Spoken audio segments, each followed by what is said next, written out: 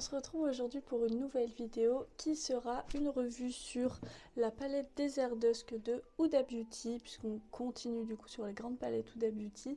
Donc c'est une palette qui est sortie il y a très longtemps, mais que j'aime beaucoup. Honnêtement, j'aime bien les anciennes qu'elle a pu faire, elles sont très différentes, même au niveau des rendus des fards, de ce qu'elle peut proposer maintenant. Mais donc pour vous montrer, voici la palette. Et surtout voici l'intérieur. Alors personnellement j'ai mon miroir qui est cassé au milieu. Je ne sais pas si vous le voyez.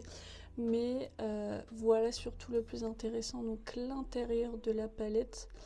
Avec donc comme vous pouvez le voir pas mal de lumineux. Ça fait quelques temps que je ne m'en suis pas servi. Par contre de ce que je me souviens, le fard Cosmo qui est celui-ci. Voilà, celui-ci, c'est vraiment des paillettes libres, donc pas ce que je préfère utiliser. Par contre, on va venir swatcher plusieurs fards comme d'habitude. J'ai notamment là, le fard Twilight sur mon doigt, qui est un de mes préférés dans mes souvenirs. Vous voyez pas grand chose. En fait, il est beaucoup plus transparent que dans mes souvenirs, justement. Faut en mettre un petit peu plus pour que ça y aille, mais du coup c'est vraiment un rose bleuté, donc c'est très joli. Je vais aussi venir prendre le fard rétrograde, donc qui est celui-ci.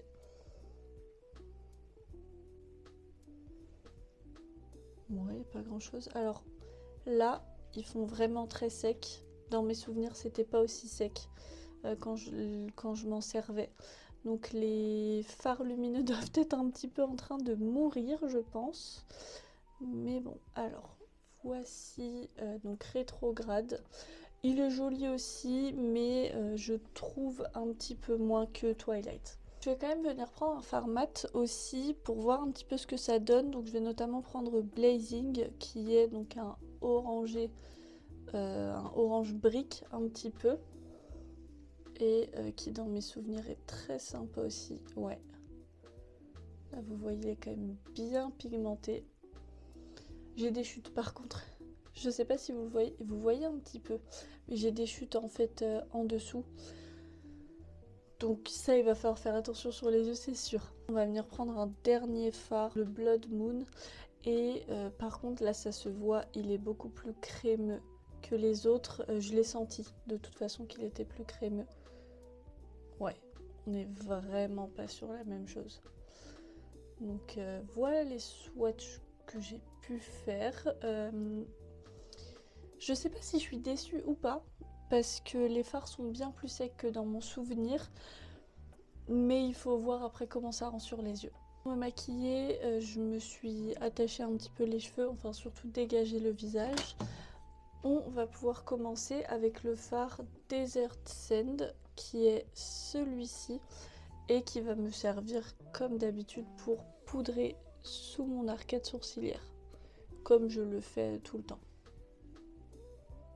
Avec un pinceau fluffy, je vais venir prendre le fard Blazing, donc du coup celui-ci, pour venir en creux de paupière. Alors pareil, comme beaucoup de palettes Huda Beauty, c'est quand même très poudreux, énormément poudreux.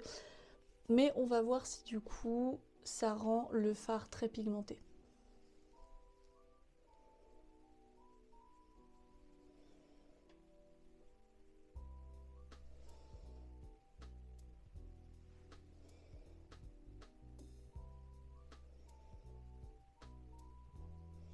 C'est très pigmenté en effet, voire même trop. Il va falloir que je estomper ça après. On va déjà faire l'autre œil et ensuite on viendra mieux estomper ça.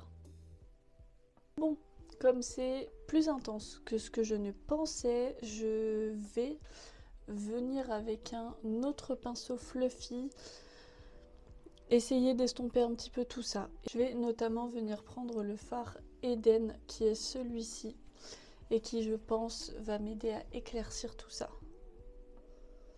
Pareil, il est très poudreux aussi, mais bon, s'il est pigmenté en soi ça me dérange pas, faut juste le savoir.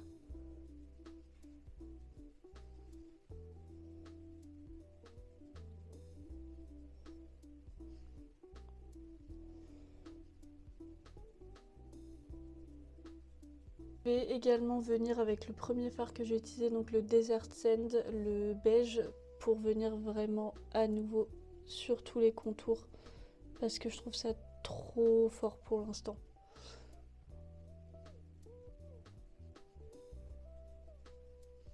Bon, j'ai réussi à peu près rattraper ce que je voulais, je trouve ça toujours très intense.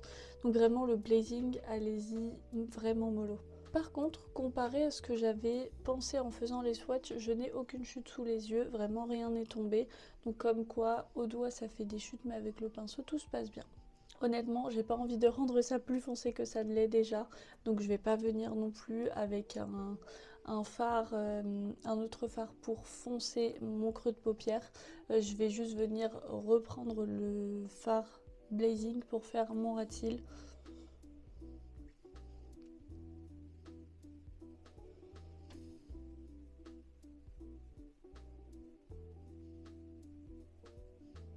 Je vais venir avec le pinceau avec lequel j'avais utilisé Eden, le reprendre et pareil que pour le haut, venir estomper un petit peu tout ça, même si j'y suis allée plus mollo sur le ras de cils, donc j'ai moins à rattraper. Pour la paupière mobile, je vais venir prendre le fard Blood Moon, donc que je vous ai montré tout à l'heure et qui était beaucoup plus crémeux que les autres lumineux que j'avais pu voir, et je vais venir l'appliquer, enfin surtout le déposer sur l'extérieur de ma paupière mobile. Alors il est assez similaire à Blazing justement, mais du coup version lumineux, donc je trouve que les deux vont bien ensemble. J'aime beaucoup ce fard, je pense que vous verrez, il est quand même pas mal lumineux, et puis la couleur est bien opaque. Pour le reste de ma paupière mobile, je vais venir prendre le fard Turkish Delight, qui est donc celui-ci, et je vais venir le mettre sur le reste de ma paupière mobile.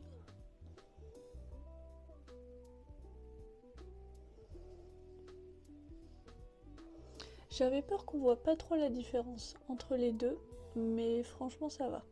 On voit qu'il y en a un qui est plus orange, enfin sur l'extérieur il est vraiment orange, alors que le fard sur l'intérieur de la paupière mobile, il est plus violet. Je sais pas si vous verrez la différence entre les deux fards sur ma paupière. Au final ça se voit pas tant que ça, après j'ai pas besoin d'avoir vraiment deux fards hyper distincts sur ma paupière, mais par exemple quand vous voyez le pinceau que j'ai utilisé, on est incapable de savoir quel fard est lequel. Vraiment c'est fou à quel point ils se ressemblent. Et par contre, très très bon point positif, je n'ai aucune chute, même pas une petite. Donc alors je sais que je l'ai appliqué à l'embout mousse et pas au doigt, donc ça fait moins de chute, mais vraiment j'ai rien du tout. Et pour mon point de lumière, je vais venir prendre donc Twilight, qui est donc celui-ci, le premier que je vous ai montré en swatch, puisque je voudrais quand même quelque chose d'un petit peu moins opaque, mais comme vous pouvez le voir sur le pinceau, on a quand même une belle lumière. Et on va voir si ça va aussi aller avec les deux autres fards.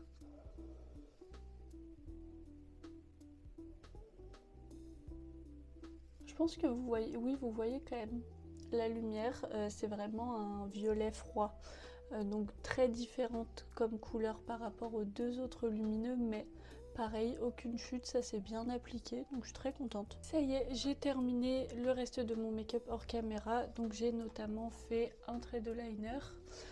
J'en fais pas souvent, et là j'ai pas totalement réussi à faire le même des deux côtés, mais en même temps c'est tellement compliqué de faire un trait de liner. Moi j'ai utilisé... Oula, j'en ai partout. Attendez, on va éviter la catastrophe. Est-ce qu'il fuit? Ah oui, j'en ai sur ma table. Oh.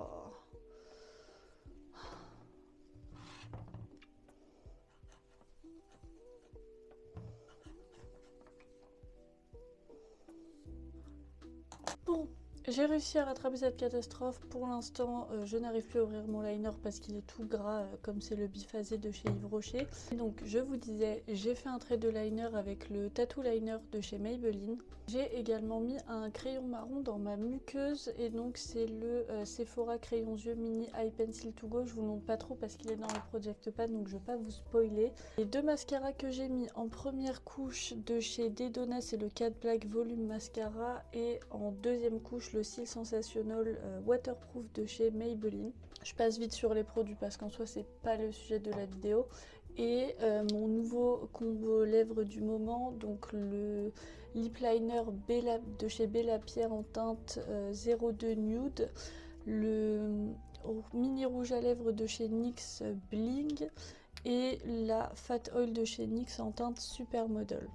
Donc voilà comment j'ai terminé mon maquillage. On va du coup pouvoir passer à ce que je pense de cette palette-ci. Honnêtement, je suis un petit peu déçue puisqu'elle est différente de ce que j'avais dans mes souvenirs. Vraiment, dans ma tête, c'était une palette que j'aimais beaucoup et dont les lumineux étaient assez crémeux, et en fait c'est pas du tout le cas. Alors les lumineux sont jolis, mais en soi vous avez ce farci et celui-ci qui sont crémeux. Je pense que lui l'est aussi, mais je l'ai pas utilisé donc je suis pas sûre. Mais sinon tous les autres en fait sont au contraire assez secs. Donc on voit la couleur mais elle n'est pas hyper intense justement parce que le fard est sec. Un petit peu déçue par rapport à ça. Par contre les mats, très bonne pigmentation. Je me suis même fait avoir alors que pourtant je la connaissais cette palette. J'ai fait un swatch de ce farci. Je sais que je l'ai déjà utilisé et c'est pas la première fois que je me maquille avec cette palette-ci. Je me suis quand même fait avoir. Donc juste faites attention à ça. Sinon après en fait, je sais pas si c'est ma palette qui commence à trop vieillir ou si c'est juste que maintenant on fait tellement mieux donc je vois la différence. Mais selon moi, c'est vraiment pas la meilleure qu'elle a pu faire. Elle est bien, mais elle est absolument pas incroyable. Vous avez pour ce genre de fard, ce type de couleur de fard, que ce soit mat et lumineux, bien meilleur sur le marché, pour moins cher aussi.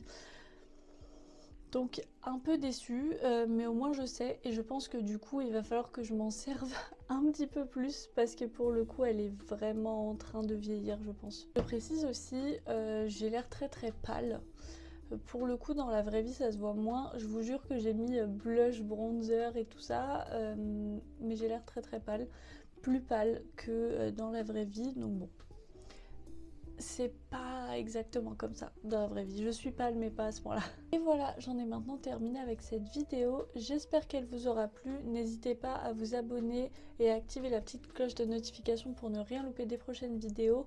N'hésitez pas aussi à liker la vidéo, à laisser un commentaire. Est-ce que vous avez cette palette-ci et est-ce que vous pensez la même chose que moi ou est-ce que c'est moi qui juste ai une palette qui est mal vieillie? Je vous mettrai également mes réseaux sociaux en barre d'infos, donc Instagram et TikTok si vous voulez aller me suivre un petit peu plus quotidiennement.